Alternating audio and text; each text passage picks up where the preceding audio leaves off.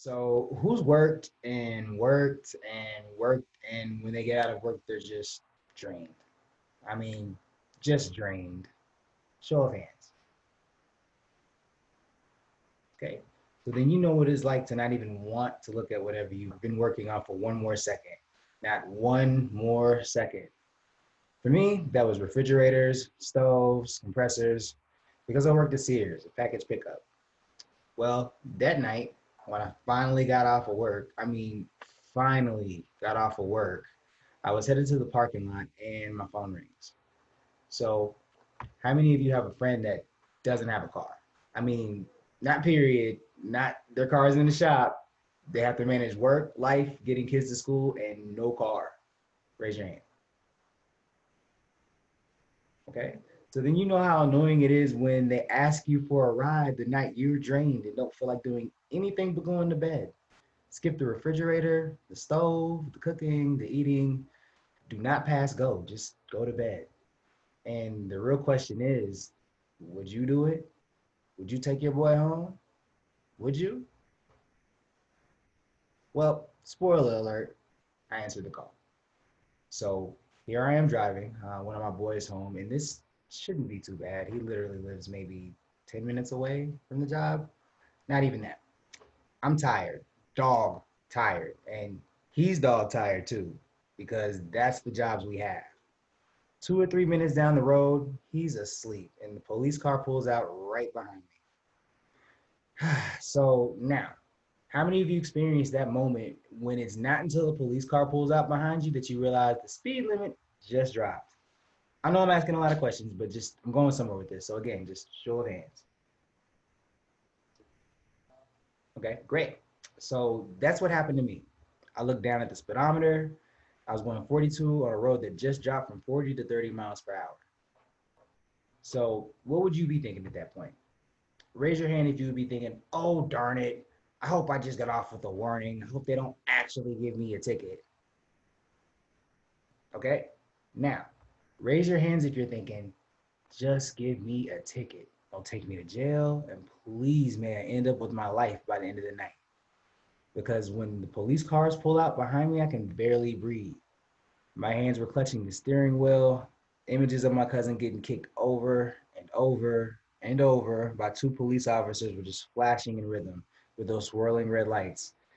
And with the sound of sirens, I was just brought back to my last experience with the police, where I went to jail for a DWI on New Year's Eve, even though I wasn't driving. I was parked and asleep. I tried to keep breathing as I rolled down the window, and the officer asked, "Are you aware you're going 42 in a 30?" Yes, sir. They took my license and eventually came back out, and now there were two more police cars pulling up. It smells like marijuana in your car. Would you mind if we do a search? So, how many of you at that moment would have said, no, I'm exercising my Fourth Amendment rights. You cannot search my car. And how many of you know we don't have those rights because the statistics are too bad? Two black men in the car, six white police officers. Richardson, Texas, not really a question. If a white officer says he smells marijuana and there's probable cause, they're probably going to search the easy way or the hard way. And the hard way is not good. It is not good. I step out, they found no bag, but they literally scraped up enough in the back seat, trunk, and floor to gather up a gram of weed. The smallest amount a man can buy, $15 worth. They put me and my boy back to back in handcuffs, and it was overkill for a gram. Overkill. And my homeboy is just terrified at this point because he knew he had a warrant and he knew he was going to jail. And I knew I was going to be the one to have to figure out how to bail him out.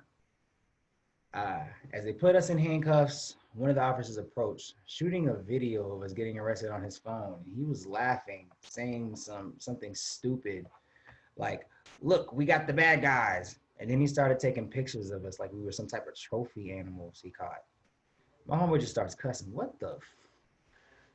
This isn't right. Why are they taking pictures of us? For what? What are we doing? What are they doing? And the cop just puts his phone away and walks off. Does that sound right? Could have been a warning. Remember, young man, the speed limit drops over by Montgomery Street. Could have just been a ticket. I'm sorry, we have to give you this ticket. It's easy to miss those signs.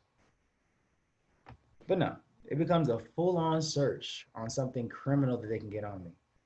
When you get stopped for a speeding ticket, do they search your car? Do they humiliate you, mock you, take personal videos, photos of your struggle for home entertainment? Is it fair that one person has the expectation of a slap on the wrist for a speeding ticket at worst, and the other one gets sent to jail or even beaten or killed? Is it fair? Is that your version of fair when two people walk into a police station and get the same type of respect or the same charge for the same crime? Two joints worth of weed. Is it fair that one man is given the opportunity to redeem himself? That one is seen as young, white, and full of potential, an excellent candidate for restorative justice, don't you think? And the other person gets a permanent label on the record that makes it impossible for them to make it past the label. How fair-skinned is the US version of fair? Oh, I got another one. Check this out. What's a luxury? A nice car, a restaurant meal, a beach vacation. You think all those are luxuries, right? You wouldn't consider getting pulled over for a speeding ticket and not going to jail to be a luxury. Or receiving punishment that fits the crime. That's not a luxury either, is it? Or surviving an interaction with law enforcement. That should not be a luxury, right? You would think.